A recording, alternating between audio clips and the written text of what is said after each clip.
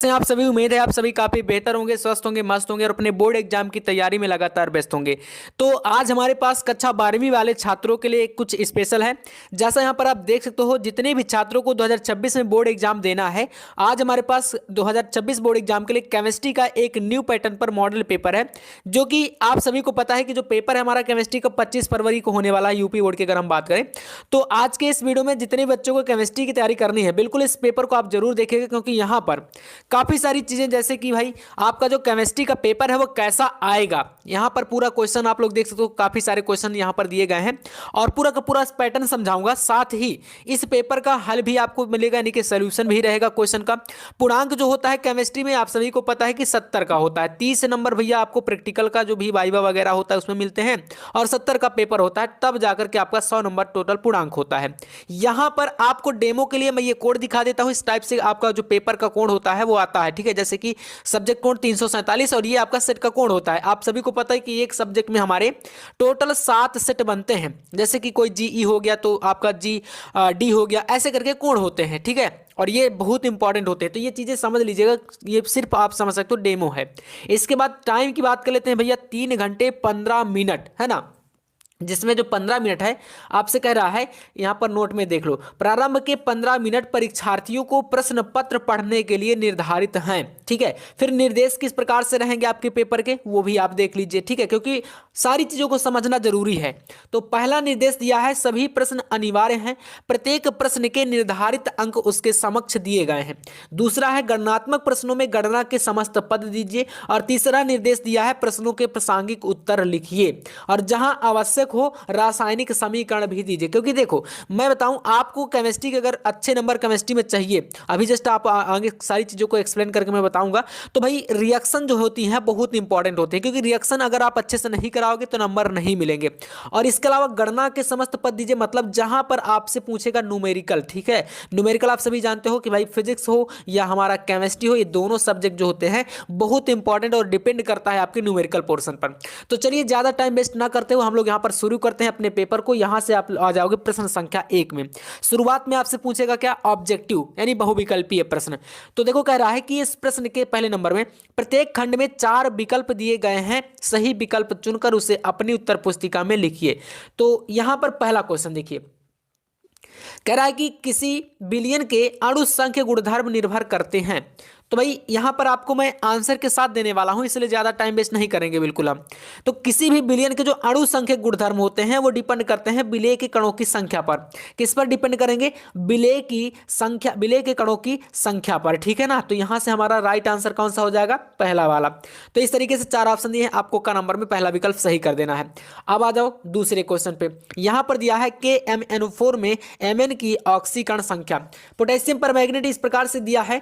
अब देखो इसमें जो Mn यानी मैग्नीज है ना, हमारा जो मैग्नीज है, इसकी कह रहा है कि जो ऑक्सीडेशन नंबर है वो कितनी होगी। तो ऑक्सीडेशन नंबर +7 यहां पर जो कि ऑप्शन नंबर 4 में दिया है, इसको आपको कर देना है, ठीक है ना। इसी तरीके से आप आ जाओगे यहां पर तीसरे यानी कि गा नंबर क्वेश्चन में, और इसमें एक आपका उपसह संयोजन यौगिक किस तरीके दिया है, CONH3 का होल 4 और HCl2 फ्री, यहां पर ब्रैकेट बंद है और यहां पर फिर Cl है। अब इसमें देखोगे, ध्यान से देखो, इसमें सबसे पहले आपको इसमें फर्स्ट और ये सेकंड दो यहां पर क्या दिख रहे हैं भैया, ये दो आपके क्या होते हैं, लिगेंड होते हैं। केंद्रीय धातु परमाणु आयन यहां पर जुड़ा है CO, और इसके अलावा यहां पर एक आपका Cl यानी क्लोरीन भी जुड़ा है। अब इसमें जो आपका CO है कोबाल्ट, इसकी कह रहा है कि उपसह संयोजन संख्या कितनी होगी, आपको ये बताना है, ठीक है इसमें। तो चलिए बहुत ईजी है, यहां पर आपको मैं इसका IUPAC भी कई बार बता चुका हूं, क्योंकि यहां से भाई IUPAC भी बनते हैं, ठीक है ना।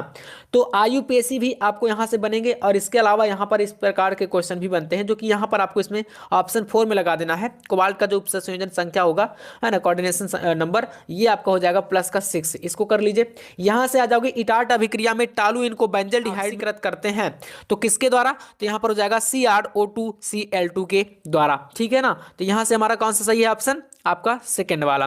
तो हो जाएगा ये आपका, इस प्रकार से कर लीजिएगा। नेक्स्ट क्वेश्चन पे आ जाते हैं, 5वां प्रश्न देखिए। इसमें दिया है, बेंजीन डाई एजोनियम क्लोराइड की अभिक्रिया क्षारीय माध्यम में फिनॉल से होने पर प्राप्त होता है। यहां पर क्या है भाई, प्राम लिखा है, तो इसको क्या कर लेंगे हम लोग, यहां पर प्राप्त होता है, ठीक है। क्या होता है, इस तरीके से कर लीजिए, प्राप्त होता है। तो चलिए यहां से देखिए, कह रहा है कि बेंजीन डाई एजोनियम क्लोराइड, ठीक है ना, बेंजीन डाई एजोनियम इस तरीके से होता है। ये बेंजीन आप बना लोगे यहां पर, ठीक है, इस प्रकार से संरचना। तो मैं बना के दिखा देता हूँ आपको। यहाँ पर इस तरीके से मान लो ये हमने क्या बनाया, ये हमने बनाया एक बेंजीन, ठीक है ना। और यहाँ पर आपको जोड़ देना है N2Cl, ये बेंजीन डाइओजेनियम क्लोराइड है। अब कह रहा है कि क्षारीय माध्यम में फिनॉल से होने पर प्राप्त क्या होगा, तो इसमें हमें क्या प्राप्त होगा, पैरा हाइड्रोक्सी एजोबेंजीन। क्या मिलेगा, पी मतलब यहाँ पर पैरा, ठीक है ना, पैरा हाइड्रोक्सी एजोबेंजीन, यानी कि सेकंड वाला ऑप्शन आपका सही है, इसमें कर लीजिएगा। लास्ट ऑब्जेक्टिव यहाँ पर, यानी कि 6 नंबर प्रश्न है, क्योंकि 6 ऑब्जेक्टिव ही पूछे जाते हैं। किस विटामिन की कमी से रतौंधी होता है। देखो विटामिन से रिलेटेड एक प्रश्न आपका बनता है हमेशा। तो विटामिन ए आप सभी को पता होगा कि भाई विटामिन जो ए होता है इसकी कमी से जैसे कि रतौंधी होता है। अब मान लो विटामिन सी है, इससे आपका बेरी बेरी होता है। इस प्रकार के कई सारे विटामिन से रिलेटेड जो रोग होते हैं वो भी आपको याद कर लेना है, ठीक है ना। तो कर लीजिएगा, विटामिन ए आपका बिल्कुल यहां पर करेक्ट है। ये 6 ऑब्जेक्टिव मैंने आपको बता दिए। यहां से आप आ जाओगे प्रश्न संख्या 2 में, ठीक है। अब यहां से आपके अति लघु उत्तरीय प्रश्न बनेंगे, जैसे कि दूसरे के अंतर्गत आपका पहला जो क्वेश्चन है का नंबर 2 का इस तरीके से दिया। देखो इसमें प्रश्न क्या कर रहा है, देखिएगा। इसमें क्वेश्चन कर रहा है कि किसी विलयन की मोलरता और मोललता, ये दोनों के बीच का अंतर क्या होता है, स्पष्ट कीजिए। इनके मान तापक्रम में परिवर्तन के साथ किस प्रकार प्रभावित होते हैं।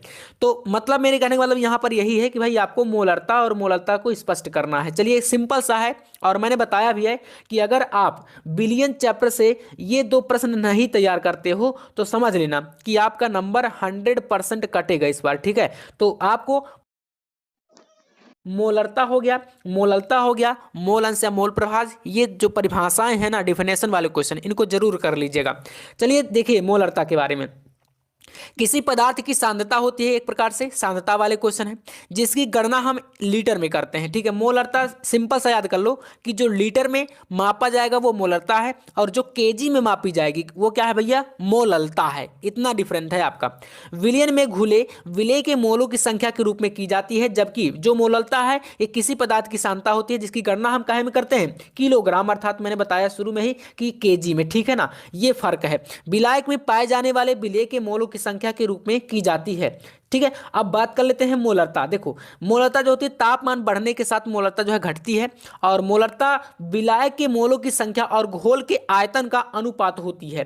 तापमान बढ़ने के साथ आयतन भी बढ़ता है जिससे मोलरता घटती है, ठीक है। ये आपको एक इसमें जो है, क्योंकि स्पष्ट करना है अंतर तो भाई पूरा समझाना पड़ेगा। अब बात कर लेते हैं मोललता के बारे में। तो तापमान में परिवर्तन से मोललता प्रभावित नहीं होती, सिंपल सा, बस इतना समझ लेना है।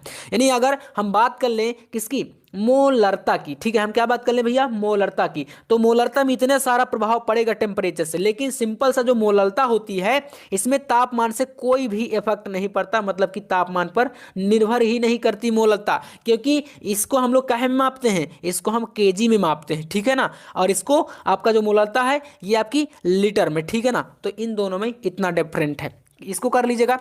नेक्स्ट क्वेश्चन आपके पास खा नंबर, पाइरोलुसाइड से पोटेशियम परमैंगनेट बनाने की विधि का वर्णन कीजिए, परमैंगनेट आयन का संरचना सूत्र बनाइए, ठीक है। तो ये इस तरीके से इसका आंसर दे देना है। देखो यहाँ पर पोटेशियम परमैंगनेट का निर्माण पाइरोलुसाइड एस यानी कि MnO2 के चूर्ण को KOH जैसे क्षार धातु हाइड्रोक्साइड के साथ वायु या KNO3 जैसे ऑक्सीकरण एजेंट की उपस्थिति में संयोजित करके किया जाता है, ठीक है। यहाँ पर ये आपके पास संरचना इस तरीके से बना देना है। अगले क्वेश्चन पे आओगे तो यहाँ पर देखने को मिला उपसंयोजन यौगिक में आयनन समावयवता और बंधनी समावयवता क्या होती है। तो पहले आयनन समावयवता देख लीजिए। आयनन समावयवता में समन्वय क्षेत्र के अंदर और बाहर आयनों का आदान प्रदान शामिल होता है। ये समावयवी विलयन में अलग अलग आयन देते हैं, इसलिए इसे आयनन समावयवता कहा जाता है, ठीक है। बंधनी समावयवता के बारे में देख लेते हैं। ऐसे उपसंयोजक यौगिक जिनमें एक दंतुक उभयदंती लिगेंड हो, अर्थात वे लिगेंड जो केंद्रीय धातु परमाणु आयन से 2 दाता परमाणुओं द्वारा उपसंयोजन बंध को बना सके, बंधनी समावयवी कहलाते हैं, ठीक है। इसके बाद यहां पर देखिए घ नंबर क्वेश्चन, हाइलो एल्केन में एक अणुक नाभिक रागी प्रतिस्थापन अभिक्रिया यानी कि SN1, और आपको इसमें 2 रिएक्शन पढ़नी है। एक तो आपकी होती है SN1 रिएक्शन और एक आपको भाई पढ़ना है SN2, यानी कि ये आपकी एक नाभिक रागी है और ये द्विनाभिक रागी प्रतिस्थापन अभिक्रिया है।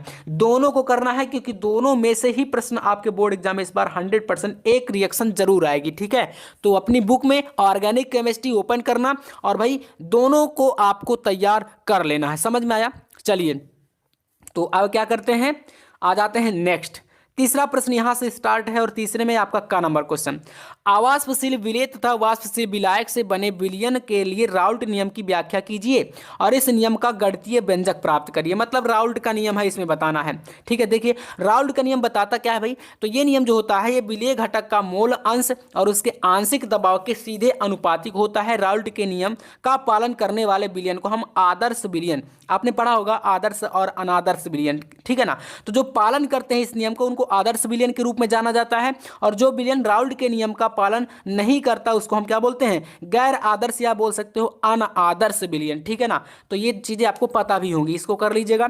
इसके बाद आइए नेक्स्ट क्वेश्चन यहां पर है एथेनॉल के निर्जलीकरण की क्रिया विधि। अगला क्वेश्चन यहां पर है फेहलिन विलयन और सिर्फ अभिकर्मक द्वारा एल्डिहाइड तथा कीटोन की भिन्नता कैसे करते हैं, यानी कि इन दोनों में अंतर स्पष्ट करना है। और ये दोनों प्रश्न मैंने अभी इस वीडियो में नहीं कराए हैं क्योंकि इनका एक वन शॉट बहुत जल्द आने वाला है इस चैनल पर। ठीक है ना, वन शॉट आपका आएगा। ऑर्गेनिक केमिस्ट्री के जितने भी इंपॉर्टेंट आपके क्वेश्चन हैं वो सभी प्रश्नों को हम एक वन शॉट के माध्यम से करने वाले हैं।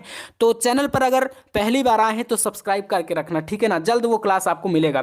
नेक्स्ट है कार्बोहाइड्रेट को परिभाषित करिए, ग्लूकोज और फ्रक्टोज में विभेदनीय अंतर बताना है।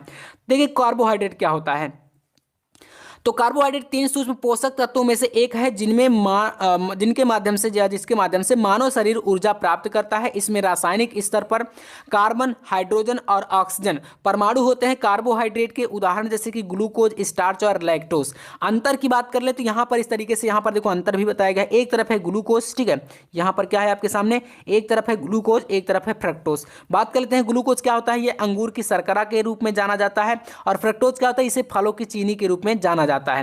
दूसरा अंतर ग्लूकोज में देखिए, ग्लूकोज जो होता है वह 6 सदस्यीय वाला का होता है और फ्रक्टोज भाई ये 5 सदस्यीय वाला का होता है। ग्लूकोज में तीसरा वाला देखिए, यह शरीर के लिए उपयुक्त ऊर्जा का स्रोत है, लेकिन जो फ्रक्टोज होता है ये मस्तिष्क और मांसपेशियों के लिए ऊर्जा का स्रोत है। अब बात कर लेते हैं ग्लूकोज में चौथा नंबर, यह कम वसा का उत्पादन करता है, जो कि फ्रक्टोज जो होता है ये अधिक से अधिक वसा का उत्पादन करता है। कुछ इस तरीके से आप ये जो अंतर है इसको तैयार कर सकते हो। यहां से आ जाओगे प्रश्न संख्या 4 के का में, मोलल उन्नयन स्थिरांक को परिभाषित कीजिए। इसमें यहां तक ये करना था, तो इसके आप जो थ्योरी का पोर्शन उसको अलग कर सकते हो। बाकी यहां से आपका न्यूमेरिकल है, देखो 0.6 ग्राम यूरिया, मोलर द्रव्यमान इसका 60 होता है यूरिया का। 100 ग्राम जल में बने जलीय विलयन के क्वथनांक की गणना करना है। जल का जो मोलर उन्नयन स्थिरांक है इसका मान दिया है यहाँ पर आपके पास 0.52 kilogram kelvin kilogram mole inverse है, और जल का क्वथनांक एक और यहाँ पर दिया है 373.15 केल्विन। अब इसका देखो यहाँ पर इस तरीके से कर दीजिएगा, यहाँ पर वैद्युत रासायनिक सेल और वैद्युत अपघटनीय सेल के बीच अंतर पूछा है। कोलराउस का नियम इसी में स्पष्ट करना है। तो कोलराउस का नियम देखो क्या होता है, यहाँ पर देख लीजिए, अनंत तनुता पर वैद्युत अपघट्य की मोलर चालकता विलयन में उपस्थित धनायनों और ऋणायनों की मोलर चालकताओं के योग के बराबर होती है। इसका अनुप्रयोग देख लीजिए, किसी सांद्रता पर वैद्युत अपघट्य की मोलर चालकता अनंत तनुता पर वैद्युत अपघट्य की मोलर चालकता के अनुपात को वियोजन की कोटि कहते हैं। अभिक्रिया की कोटि और आणविकता को परिभाषित करना है, ठीक है। तो यहाँ पर ये क्वेश्चन काफी महत्वपूर्ण है क्योंकि यहाँ से आपका प्रश्न जो है एक बनता है प्रथम कोटि की अभिक्रिया के लिए व्यंजक, और एक आपका यहाँ पर और भी बनता है क्वेश्चन शून्य कोटि की अभिक्रिया। तो चलिए सरल अभिक्रियाओं में अभिक्रियाओं की आणविकता अभिकारक की अभिक्रियाशील अणुओं की संख्या का योग है, जो कि एक संतुलित स्टोइकियोमेट्रिक समीकरण में शामिल होता है। हर रात हम अभिक्रियाशील अणुओं की संख्या का योग है, जो कि एक संतुलित स्टोइकियोमेट्रिक समीकरण में शामिल होता है। हर रात हम अभिक्रियाओं की आणविकता अभिकारक की अभिक्रियाशील अणुओं की संख्या का योग है, जो कि एक संतुलित स्टोइकियोमेट्रिक समीकरण में शामिल होता है। इसके अलावा थ्योरी पोर्शन यहाँ पर देख लो, प्रयोगों द्वारा प्राप्त किसी अभिक्रिया के वेग समीकरण में सांद्रता पदों के घातांकों के योग को उस अभिक्रिया की कोटि कहते हैं, ठीक है। और ये कोटि प्रथम, द्वितीय, तृतीय या शून्य कोटि की हो सकती है। यहाँ से अगला क्वेश्चन, LuOH का होलाप्थराइज की अपेक्षा LaOH का होलाप्थराइज अधिक क्षारीय क्यों होता है, रीजन बताइए। तो भाई इसका आंसर है, यहाँ से आपको पूरा का पूरा वीडियो को रोक लो और पढ़ लीजिए अच्छे तरीके से, क्योंकि थ्योरी पोर्शन है, इसमें ज्यादा कुछ समझना आपको नहीं है। संक्रमण तत्वों, नेक्स्ट क्वेश्चन देखो, संक्रमण तत्वों के अनुचुंबकीय लक्षण तथा रंगीन आयनों के बनने पर संक्षिप्त टिप्पणी करिए। तो अनुचुंबकीय लक्षण क्या होते हैं, देखिए ज्यादातर संक्रमण तत्वों में अनुचुंबकीय गुण होता है। ऐसा इसलिए होता है क्योंकि इनमें यहाँ पर टाइपिंग मिस्टेक है।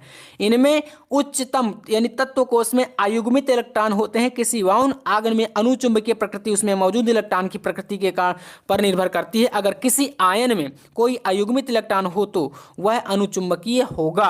रंगीन आयनों का निर्माण कैसे होता है, तो इसका आंसर देख लीजिए।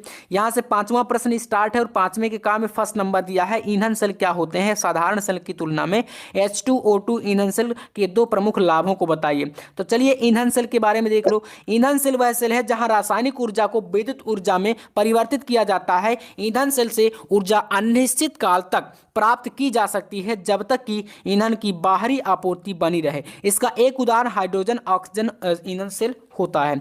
तो इस तरीके से कर लीजिएगा। यहां से सेकंड नंबर क्वेश्चन एक दिया है जो कि काफी इंपॉर्टेंट है। इसमें विद्युत वाहक बल ज्ञात करना है। इस तरीके से वैल्यू दी रहेगी आपके सामने, ये 2 वैल्यू दी गई हैं और इसमें एक फार्मूला लगा देना है EMF ज्ञात करने के लिए। ई नॉट सेल बराबर ई नॉट एनोड माइनस कैथोड का, ठीक है, एनोड और यहाँ पर ई नॉट आपको कैथोड कर देना है। ये वैल्यू होती हैं 2 एनोड और कैथोड की, फॉर्मूला लगा के सॉल्व कर सकते हो। यहाँ से का नंबर क्वेश्चन है। इसके बाद का नंबर, इन प्रश्नों का स्क्रीनशॉट आपको कर लें। यहाँ पर IUPAC से देखो क्वेश्चन पूछेगा है। ये फर्स्ट और सेकंड 2 क्वेश्चन है, मतलब कि लगभग 3 नंबर का ये प्रश्न आपका आता है। न्यूक्लिक अम्ल क्या होते हैं, DNA की संरचना बनानी है। तो देखो न्यूक्लिक अम्ल के बारे में बताया गया है। DNA की कुछ इस टाइप से द्विकोणीय संरचना आपको बना देनी है, ठीक है ना। बाकी इसमें बेस वगैरह अच्छे से आप लोग समझा सकते हो। तो कुछ इस तरीके से। फिर आपका एक क्वेश्चन प्रोटीन से बना है। प्रोटीन की प्राथमिक और द्वितीयक संरचना की व्याख्या करनी है, ठीक है। यहां पर देख सकते हो दिया गया है। प्रोटीन संरचना इसके कार्य में एक महत्वपूर्ण भूमिका निभाती है। यह प्रोटीन किसी भी संरचनात्मक स्तर पर अपना आकार खो देता है और यह कार्यात्मक नहीं रह सकता, है ना। और प्राथमिक संरचना अमीनो एसिड अनुक्रम है। द्वितीयक संरचना एक पॉलीपेप्टाइड श्रृंखला के हिस्सों के बीच स्थानीय अंतःक्रिया है और इसमें अल्फा हेक्सिल और बीटा प्लेटेट संरचनाएं शामिल हैं। इसके बाद प्रश्न संख्या 6 इस तरीके दिया है। यहाँ पर आपका बुर्ज फिटिंग अभिक्रिया और फ्रीडल क्राफ्ट अभिक्रिया के बारे में पूछा है और ये जो प्रश्न रहेगा ये 5 अंक वाले हैं। सभी प्रश्न 5 अंक वाले हैं। इसी का अथवा पोर्शन क्या होता है, जब ये 5 क्वेश्चन यहाँ पर देखो इस तरीके से पूछे गए हैं। और फिर एक आपका और क्वेश्चन आता है कैसे प्राप्त करेंगे। इस टाइप के क्वेश्चन ये सभी रहते हैं। यहाँ पर रिएक्शन दी गई है, विलियमसन संश्लेषण, राइमर टीमेन अभिक्रिया और अथवा का भी क्वेश्चन दिया गया है, ठीक है आपके पास। यहाँ से इन प्रकार संक्षिप्त टिप्पणी जैसे कि कैनिजारो अभिक्रिया क्या होती है, गैटरमैन कोख अभिक्रिया, एल्डोड संघनन। और फिर यहाँ पर है कैसे प्राप्त करेंगे, इस पर 5 क्वेश्चन, ठीक है ना। ये आपके सामने दिए गए हैं। तो ये जो क्वेश्चन होते हैं 5 अंक के लिए पूछता है, ठीक है। क्या होता है जब कैसे प्राप्त करेंगे, और ये रिएक्शन मैं आपको जल्द लाने वाला हूँ, ठीक है। इनको कर लीजिएगा। संक्षिप्त टिप्पणी फिर से, गैब्रियल थैलेमाइड संश्लेषण, हाफमैन ब्रोमीन एमाइड अभिक्रिया, कार्बिल एमीन अभिक्रिया। और इसी का अथवा दिया है आपके पास यहाँ पर बेंजीन, क्लोरोबेंजीन, नाइट्रोबेंजीन, इन पर आपको बताना है, ठीक है। तो इस तरीके का जो पूरा पैटर्न है आपका केमिस्ट्री पेपर का रहने वाला है। इसका PDF चाहिए आपको, तो भाई आपको क्या करना है, प्ले स्टोर पर जाना है और आपको एक एप्लीकेशन जिसका नाम है TOPPER टॉपर GAX वीडियो में नेक्स्ट टॉपिक के साथ। तब तक के लिए जय हिंद, वंदे मातरम।